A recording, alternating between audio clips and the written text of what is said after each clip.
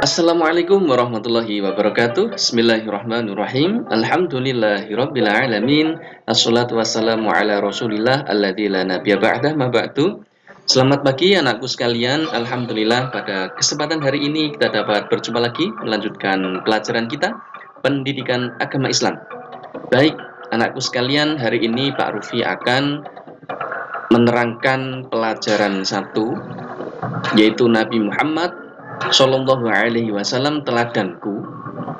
A. Sejarah singkat Nabi Muhammad. Dan B. Sikap jujur Nabi Muhammad Shallallahu Alaihi Wasallam.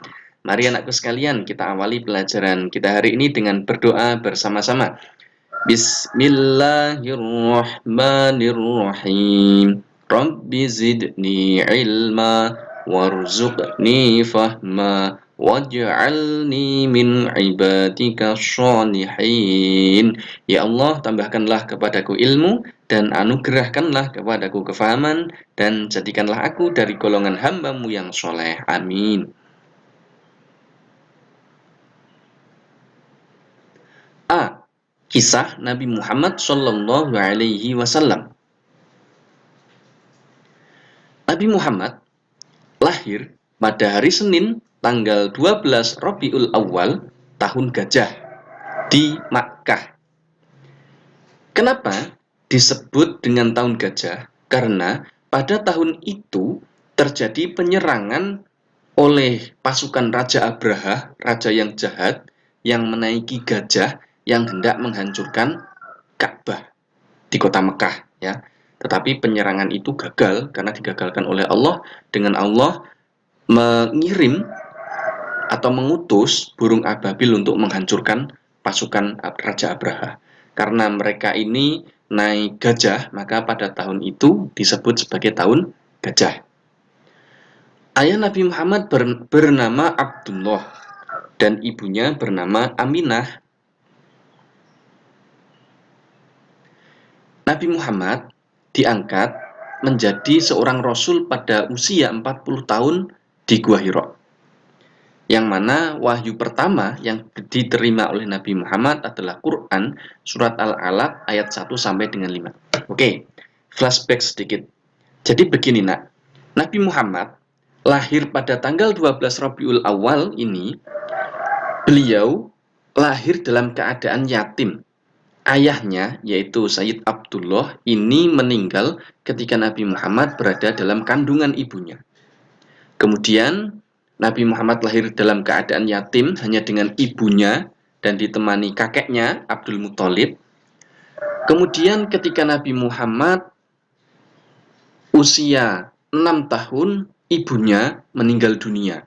Kemudian beliau diasuh oleh kakeknya yang bernama Abdul Muthalib. Dan oleh kakeknya Abdul Muthalib, beliau diajari menggembala kambing. Kemudian sampai beliau usia 12 tahun, pada usia 12 tahun, kakeknya meninggal dunia. Lalu Nabi Muhammad diasuh oleh pamannya yang bernama Abu Thalib. Ya, Abu Thalib ini adalah ayahnya Ali bin Abi Thalib. Ya, ayahnya Ali bin Abi Thalib. Jadi Nabi Muhammad diasuh oleh pamannya yang bernama Abu Thalib. Dan oleh pamannya ini, Nabi Muhammad diajari berdagang. Jadi sejak usia 12 tahun, Nabi Muhammad ini diajari berdagang. Hingga Nabi Muhammad ini pernah diajak ini belanja sampai ke negeri Syam. Kemudian di usia 40 tahun, Nabi Muhammad ini sedih melihat masyarakatnya, masyarakat kota Makkah, kaum Quraisy khususnya, ini akhlaknya ini sangat buruk. Ya, akhlaknya ini sangat buruk. Mereka durhaka kepada orang tua, kemudian melecehkan wanita. Ketika ada bayi perempuan yang lahir ini langsung dikubur hidup-hidup dan seterusnya. Nabi Muhammad sedih melihat peristiwa seperti ini. Akhirnya beliau itu melakukan uzlah, melakukan pendekatan kepada Tuhan, kepada Allah di Gua Hira. Ya, di Gua Hira. Akhirnya di Gua Hira ini, di penyendiri, dalam keadaan sendiri ini, Nabi Muhammad didatangi oleh malaikat Jibril yang diutus oleh Allah untuk menyampaikan wahyu pertama, yaitu surat Al-Alaq. Ya, ayat 1 sampai dengan ayat 5, yaitu yang pertama Nabi Muhammad disamperin oleh malaikat Jibril dan malaikat Jibril berkata, Iqra, Iqra, Iqra sampai 3 kali. Kemudian Nabi Muhammad menirukan yang dibacakan oleh malaikat Jibril, dan inilah wahyu pertama yaitu Quran surat Al-Alaq.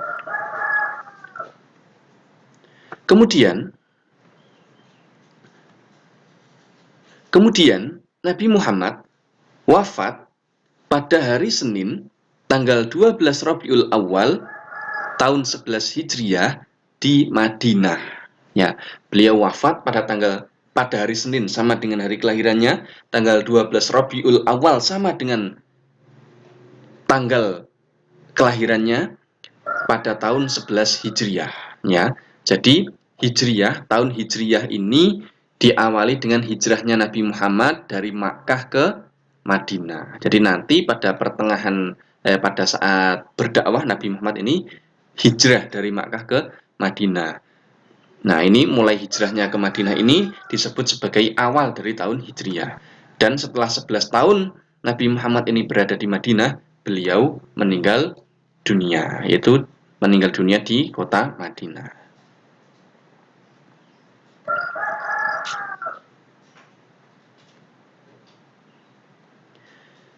Kemudian yang B, sikap jujur Nabi Muhammad SAW. Beliau Nabi Muhammad mempunyai 4 sifat wajib, yaitu sidik, artinya jujur, amanah, dapat dipercaya, tabligh, menyampaikan wahyu, dan fatonah, pandai. Jadi Nabi Muhammad itu orangnya jujur, kemudian dapat dipercaya, ya, apabila berkata itu selalu jujur, tidak pernah bohong. Apabila diberikan amanah, diberikan perintah, ini selalu dilaksanakan, diberikan pesan ini disampaikan. Tabligh ini menyampaikan wahyu, jadi beliau diberikan wahyu oleh Allah, disampaikan kepada umatnya. Kemudian beliau juga fatonah, pandai, jadi Nabi Muhammad itu adalah orang yang pandai. Nah, pengertian jujur itu apa sih? Jujur itu melakukan atau berkata sesuai dengan yang sebenarnya. Jadi jujur itu baik perkataan maupun perbuatan ini adalah yang benar, sesuai dengan keadaan yang sebenarnya. Berkata, misalnya dia itu melihat kuda berwarna putih, maka disampaikan kepada orang lain, ya beliau melihat kuda berwarna putih. Nah, apabila ia melihat kuda berwarna putih, kok disampaikan kepada orang lain melihat kuda berwarna hitam, berarti namanya tidak jujur. Kalau jujur berarti melihat kuda berwarna putih, disampaikan kepada orang lain yang melihat kuda berwarna putih. Yang dikatakan itu sesuai dengan yang sebenarnya. Misalnya, seorang siswa ketika di sekolah ini diberikan PR oleh gurunya mengerjakan tugas halaman 25, ketika sampai di rumah ditanya oleh ibu, "Nah, ada PR atau enggak?" Ia menjawab, "Ada, Bu." Mengerjakan LKS halaman 25. Berarti ia berkata jujur kepada ibunya. Tetapi bila anak itu mengatakan kepada ibu, "Enggak ada PR, Bu." Nah, supaya ia tidak disuruh belajar, berarti dia tidak jujur. Dia bohong karena mengatakan sesuatu yang tidak sesuai dengan yang sebenarnya.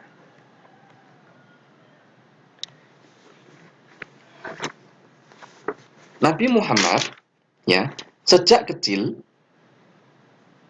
terkenal dengan kejujurannya, ya, baik perkataan maupun perbuatan. Karena Nabi Muhammad ini bersikap jujur, terkenal dengan kejujurannya, beliau mendapatkan gelar Al-Amin, yang artinya dapat dipercaya.